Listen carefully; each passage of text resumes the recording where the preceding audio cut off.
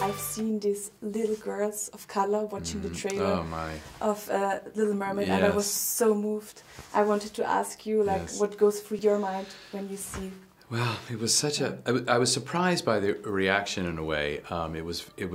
Because you know, you don't realize how important that is, the representation, until you see it and you see a child of color see themselves represented in that way. And I was so moved, like you. Yeah.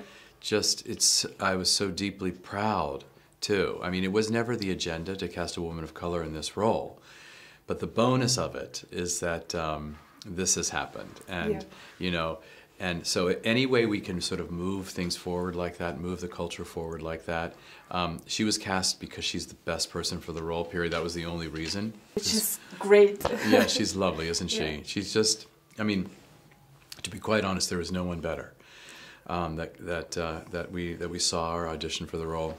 No one even came close. So it was really obvious that it was going to be her. So, you know, it's lovely that this all has occurred, and I do hope that it's actually, you know, opens doors for many people. Which scenes of the original were important for you? So which one you said, okay, we have to take this, and which one you thought maybe there needs a little bit more depth for it? Right.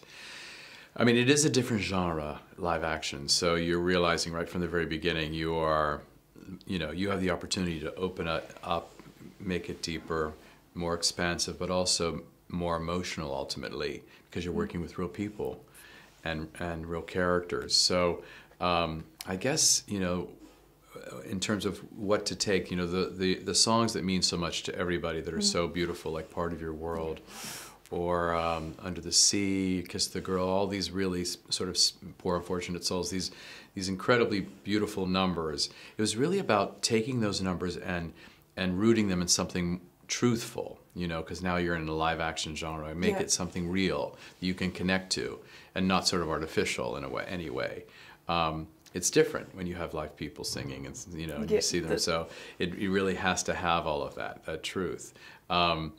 But it was also at the same time exciting to expand upon the story, especially the character of Eric as an example. You know, he's sort of a rather two-dimensional character in the original film, and so we have an opportunity to bring a full story to him, give him a song as an example, like who, you know, he never had a song in the original film. So what's his journey, and then create more of a parallel trajectory for the two of them. You know, they have, you know, they kind of meet now in a deeper way, a more profound way than sort of a superficial way. And they have shared interests, and they both aren't afraid of the other. You know, they're not afraid of another world, and together they create a bridge to the two worlds. And so it was wonderful to flesh out the story and give it more expanse while holding on to the core of what was there originally. I recognized that you were the same age as I am now when the original came out. Oh, wow. Can you remember? Like, do you remember doing this so well. I remember it so well because it was really the return of the movie musical. I was the community I was in at that time was the Broadway community, the theater community in New York City.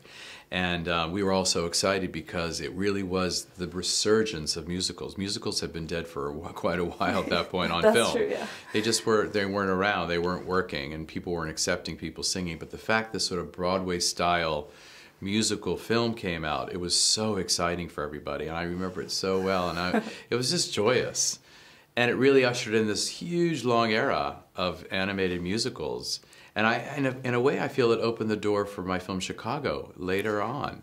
It really did sort of open the door to that because, you know, people were starting to accept, audiences were able to accept actors, characters speaking and then singing, you know, as a genre. It's nice that you mentioned Chicago because I feel like in many of your films, women have like a really strong and above average role.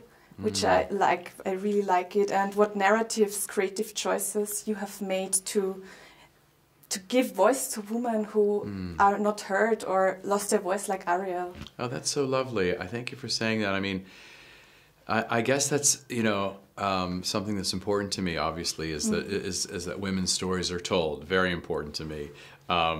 I do love that in this piece, this young girl chooses to give up her voice, but then finds her voice again by what she accomplishes in the world. So I think it's powerful. I mean, listen, I think when you're working on stories of women, they're so interesting. Because there's a combination of there's power and strength, but there's also vulnerability. Exactly. I mean, it's the whole package. It's not just one thing. It's not like every female needs to be a warrior. It's just that they need to have the full colors that everybody has. It's all of it. And it's okay that she falls in love.